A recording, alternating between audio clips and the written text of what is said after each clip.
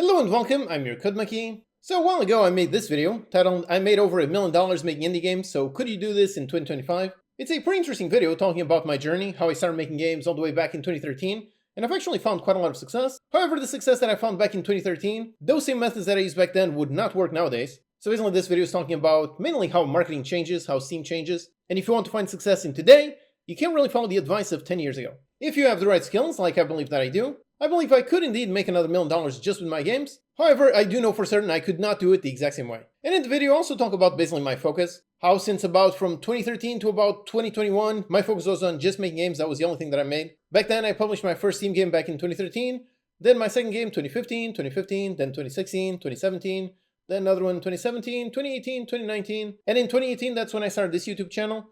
And it was around 2020, 2021 that it started to actually reach a decent size. And since then, I mostly focus most on the education part as opposed to making games. Even though I did make a game back in 2023, I did spend 7 months making Ding Guardians. This was a fun game to make. I definitely enjoyed making it quite a lot. It was fun to get back to making a game after a bunch of time focusing mostly on tutorials and not games. But at the same time, it was also insanely stressful. Trying to make a game and keep a YouTube channel alive at the same time, yeah, I would have to say those 7 months were insanely stressful. So anyways, on the video I talk about how most of my focus nowadays is more on the education part, making tutorials, courses, videos, as opposed to making games just like I did in those 8 years before I ever started this YouTube channel. So anyways, after I made that video, there was a really interesting post on Reddit. Here there was some really interesting discussion on a comment that I made in that video. So I said I earn more from course and YouTube than from games. So here this developer writes how I shared my thoughts on whether it's really possible to make a living from indie games. How over 12 years I've made over $1 million on Steam across all my games. How things were very different back then, fewer games were released, and the algorithms and marketing strategies were very different. If I release those same games nowadays, they likely wouldn't have earned as much. Yep, that's exactly right, that's what I mentioned in the video. And also how it's important to consider your cost of living and how much you actually need. Personally, I live in Portugal, and I say I'm perfectly fine with $2,000 a month, while this person over here is spending $1,500 just on rent. And actually one thing that I didn't mention in that video is how the $2,000 per month, that was basically my goal. However, that is not how much I need to live. Thankfully, I needed quite a bit less than that. When I started making Steam games all the way back in 2013, back then, only when I found some success did I finally move out of my parents' house. And back then, I was living on a place that had rent that was $350. Which again, for someone living in an expensive place like London or San Francisco, that might sound insane. Getting a house, and it was actually a T3, so a 3-bedroom house, getting that for $350 sounds pretty insane for some people living in those parts of the world. But over here, thankfully, that was the cost. And back then, I was also living basically as cheaply as possible because I knew that game dev was very much a hit or miss driven business. Meaning, I knew that this game actually did surprisingly well. However, I was not sure that any of my future games would do as well. For example, Survivor Squad Gauntlet's the sequel to this game. This one did not do as well at all. It did about 10%. So when this game massively flopped, honestly, that was a pretty scary time. But thankfully, since I was always very careful with my costs, because of that, I was able to survive, basically take on this flop and continue moving on. So yeah, my goal was $2,000 a month. However, that is really my goal for living a good life. But thankfully, how much I need was much less. Back then, I was basically buying pork in bulk. I was just eating rice, only having eggs just every about 2 or 3 days. So back then, I'm pretty sure my costs were about 700 to 800 euros per month. So yep, my goal of 2,000 wasn't the absolute minimum. This was actually enough to live a nice life. But anyway, so continuing on the comments, but what struck me the most and made me a bit sad was how he now makes more money from course and YouTube than from games. So that's where he focuses his efforts. It's totally understandable, a pragmatic choice, but still a little disheartening for the state of in-game development. And I have to say, this whole thread generated quite a nice amount of discussion. There's quite a lot of very insightful comments on this, so they are quite nice. Although this thread also has a few comments with a saying that I really dislike. So this one, so those who can't do teach. Personally, I always really dislike this saying, just because it really diminishes the work that teachers do. There are plenty of really great teachers that could probably make a ton of money in the private sector, but they choose to teach instead. So yeah, this popular saying really seems to devalue all of that. And for me specifically, it doesn't even make sense in this context, considering how the thread is how I've made over $1 million on Steam across all my games, which is something that I'm pretty sure only like 2 to 3% of indie devs ever achieve. But still, I also really want to clarify some things. So like I wrote here, so hi there, that's not really intended to be a comment on the state of the industry as a whole. Although it is indeed a very tough industry, it is just my own personal preferences at the current time. Basically, I didn't want the takeaway from that video to be, it's impossible to make a living with games, you have to make a YouTube channel and make courses, which, secondly, if you think making YouTube is easy, I would say it is definitely very much not. Honestly, I would put those two basically on par in terms of difficulty. Making money with games and making money with YouTube, those are two insanely difficult things. Like I wrote here, so I, like everyone, have limited time, and right now I'm enjoying spending that time mostly on educational stuff than making games. Lately I've been working on a Lunar Lander course, making a nice 2D beginner game, and really enjoying that. So yeah, that's my free 5-hour Unity 2D course that I made just recently. This one took quite a lot of work to make. It is definitely not something that I could make whilst also working on a game, so that's why I say my main limitation is the same as your main limitation, which is time. That is really the main limitation that all of us have. And I continue, but that doesn't mean that it won't be my focus until the end of time. In 2023, I did spend 7 months mainly focused on making on my last game. Later this year or next year, I intend to get back to work on my next game, Total Liberation, which I actually announced all the way back in 2021, but due to various reasons had to put it on hiatus. So yep, actually it was all the way back in 2022 that I made this video unveiling my top secret project. This is the game that I announced back then. It's a really interesting game idea, so open world, survival, automation, crafting, building, turn-based game. So basically a lot of genres mixed together, and I do believe the whole thing actually works. At least the prototype that I made, that was actually really nice. Although I must say it's really funny how in the original video over here I talked about my estimates, so the estimates for time.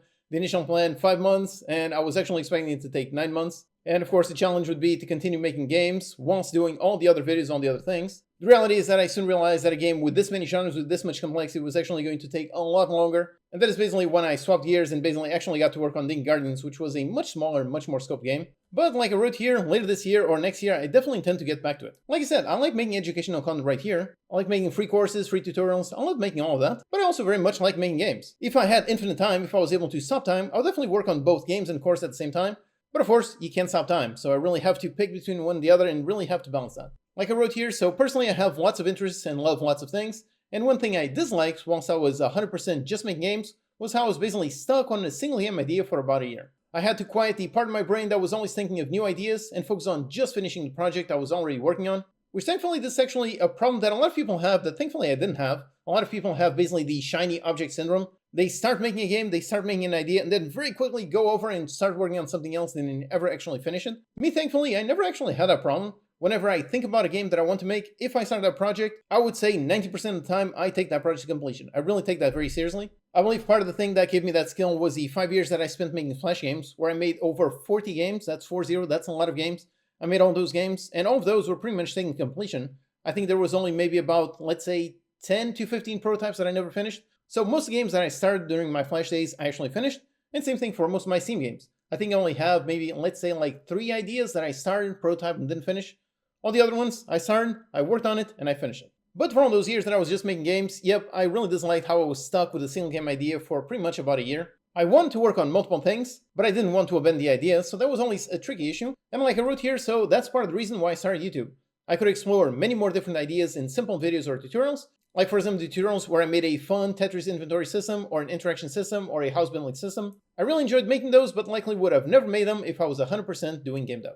So yep, these are some systems, some tutorials that I really enjoyed making. These were quite a lot of fun. But if I was just making games, I couldn't really justify spending, let's say, a week making a completely separate system. Whereas over here on YouTube, I can justify it because I can say, okay, this is part of my job, making tutorials, so I now have a reason to work on all of these different things. Even a very complex video only takes about 5 days to make, as opposed to 1 year for a game. Very much the same thing for courses. They are a ton of work, but still less work than making a full game, which means I can explore more ideas under the same time frame. This really is one of the big reasons why I started this YouTube channel. There were many reasons, but this was one of the main ones, was really how I really wanted a way to be able to explore multiple different ideas as opposed to being just stuck on a single idea for pretty much 1 year. And making YouTube, making tutorials, courses, prototypes, that really gave me that reason. So in the past 7 years, I've made full courses on making a tower defense game, a platformer, FPS, top-down action. I've made an RTS, co-op arcade, 2D physics, turn-based strategy, and multiplayer, not to mention over 800 videos on all kinds of topics and systems. I would not have been able to explore that many ideas if I was just making games and nothing else.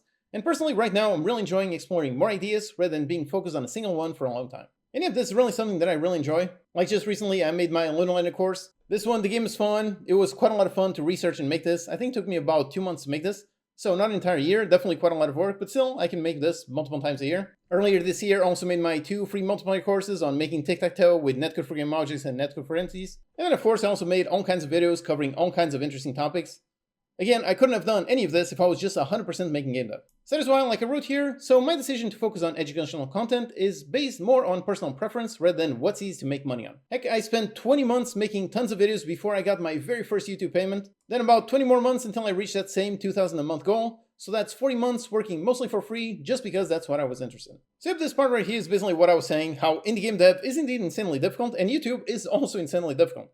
So if you're the kind of person who looks at me and thinks, okay, indie dev is way too hard, I'm going to try YouTube, let me tell you right away, it is not going to be an easy path. It can be done, sure, but definitely it will not be easy. Like I said here, it generally did take me 20 months making tons of videos before I got my very first YouTube payment. So for 20 months, I was making videos about, I think, 3 or 4 videos every single week for 20 months without receiving 1 cent. And the first YouTube payment that I got was, I think, about $2,000. So for 20 months, I made $2,000. And it was only after 20 months more that I started making around $2,000 per month. So yeah, that is 40 months working mostly for free, just because that's what I was interested in. So if you think that indie game dev is hard, which yep, it definitely is, but if you think that, and opposed to that, if you think that YouTube is actually easy, let me tell you right now, nope, it definitely is not. So yeah, the industry is definitely very tough. Every year the quality bar goes higher and higher, but I really don't want the takeaway from what I said to be, it's impossible to make it as a solo dev, so go make course instead.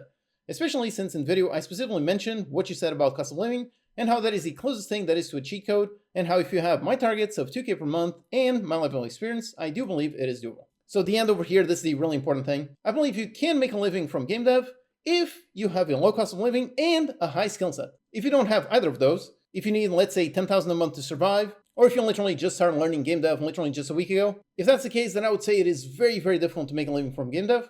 But if you have a relatively low cost of living, and you have some good enough skills, if you have both those, I do believe it is possible to make a living with game dev. So if that's you, if that's your goal, then really I just wish you the best of luck with your games. And if you're working on a farming game, there's an excellent sale right now on the Unity Asset Store. You've got all kinds of nice assets related to farming or growing crops and that kind of thing. For example, this pack contains a bunch of crops at various stages of growth. For animations, there's a nice pack with a ton of them. If you're not a programmer, you can just buy a growth system, then maybe add some cute characters to your game. You can add some nice dogs to your farm, or for some reason combine farming with magic, and build it all super quickly with a nice tools bundle. So yep, lots of stuff on sale, check it out with the link in the description. Alright, thanks for watching, and I'll see you next time.